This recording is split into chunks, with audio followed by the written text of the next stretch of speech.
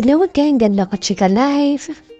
Hello love again, malalagpasan ang box office record ng Rewind. Nalagpasan ng Hello Love Again ang box office record na naitala ng Rewind sa Metro Manila Film Festival 2023 ni na Mr. Dingdong Dantes at Miss Marian Yabera. Lalo pang tumaas ang kinita ng Cut Deal, the Union movie nitong weekend. Noong Sabado, November 16, ay 130 million ito at noong Linggo, November 17 ay 118 million. Sa first 3 days ay naka 245 million ang Hello Love Again, kaya sa loob namang ng 5 araw ay naka 493 million na ito nationwide. Hindi pa kasama riyan ang kinita nito sa ibang bansa na pinag-uusapan na rin ito ng mga kababayan natin sa abroad. Maaaring makarelate sila sa kwento ni Joy bilang Catherine Bernardo at Ethan na gumanap naman si Mr. Alden Richard. Samantala, hindi pa rin maiwasan na ikabit si Daniel Padilla sa success ng Katin Love Team. Trending ang hashtag na Daniel Padilla sa Twitter sa dami ng mga nagpo-post na fans na dumagsa sa taping ni Daniel sa incognito sa Baguio. Pinagkagunuhan siya roon ng mga fans at puring-puri siya dahil sa pinagbibigyan daw niya ang mga gusto magka-picture sa kanya.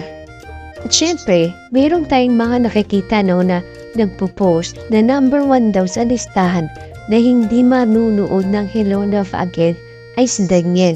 Syempre, hindi na natin yan maiwasan kasi nga maraming nagpo-post pa rin ng mga ganyan na nanggagaling sa mga Daniel fan. Sobrang dami naman nagpo-post na nakikitang mas masaya ngayon si Miss Catherine Bernardo sa feeling ni Mr. Alden Richard at sinasabing ang emiraw ni Daniel sa tagumpay ng Hello Love Again. August 29, 2018, ipinalabas ang huling pelikulang pinagtambalan ni Catherine Bernardo at Daniel Padilla, ang The How of Us, na mula sa direksyon ni Miss Cathy Garcia Molina. Ang nasabing Katnian movie ang naging pinakamalakas sa takinya sa kasaysayan ng pelikulang Pilipino. Wala pang isang taon ang lumipas nang ipalabas noong Hulyo 31, 2019 ang unang movie ni Catherine Bernardo at Mr. Alden Richard na Hello Love Goodbye, also directed by Miss Cathy Garcia Molina. At syempre, kinabong nito ang kinita ng The How of Us.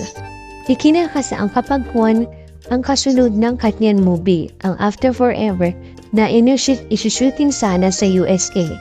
Inaasa ang kakabuhin nito ang box office record ng Katnian movie, kaso lumaganap ang pandemya at na-shield ang proyekto. At noong November 30, 2023, last year, opisyal na iniyayag ni Miss Catherine Bernardo at Mr. Daniel Padilla na buwag na ang tamba ng Katnian, makalipas ng 11 taon. December 25, 2023, ipinanibas ang Rewind ng Dongyan bilang isa sa mga 10 official entries ng Metro Manila Film Festival. Idinirek ito ni May Cruz Albiar. Naagaw nito sa Hello Love Goodbye ang record bilang highest grossing Filipino film na hawak ng Hello Love Goodbye for 4 years. Ngunit wala pang isang taon, babawian na ng second Katnian movie directed by Miss Cathy Garcia Sampana ang trono mula sa Rewind ni na Mr. Dingdong Dantes at Miss Marian Yabera. Tuloy-tuloy ang pagtatala ng Hello Love Again ng bagong record. 85 million on opening day, November 13, Wednesday. 17 million in second day, November 14, this Thursday. Bali 155 sa 2 araw. 90 million on its third day, November 15, payday. 245 community cross in 3 days. At ayon sa source, 130 million on its fourth day, the highest single day cross ever. Bali 370 million in 4 days at iyon na nga, 118 million on its fifth day sa kabila ng Hello Love Bagyo Again. Bali staging 493 million in 5 days. Maging sa international market ay nagpapakitang gilas ang reunion movie ng Katnian. First joint venture ng ABS-CBN Star Cinema at GMA Pictures.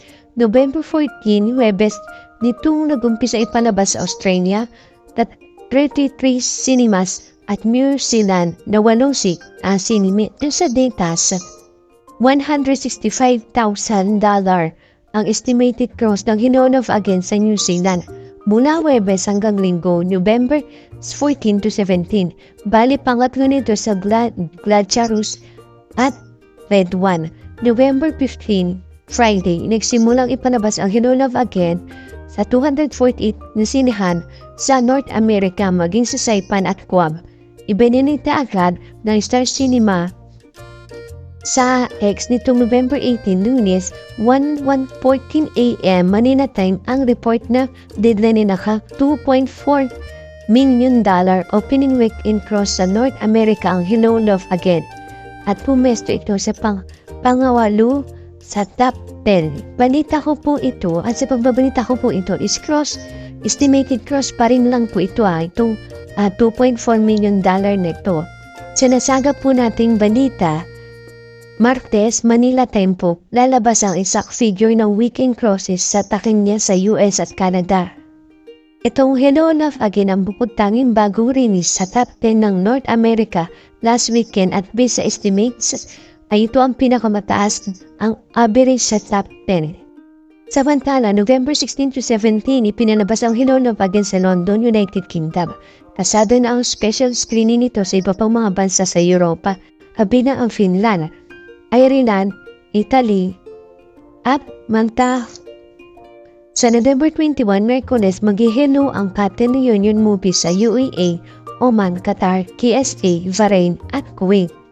At syempre, inaayos na rin ang pagpapalabas nito this month sa Singapore, Malaysia, Cambodia, at Hong Kong.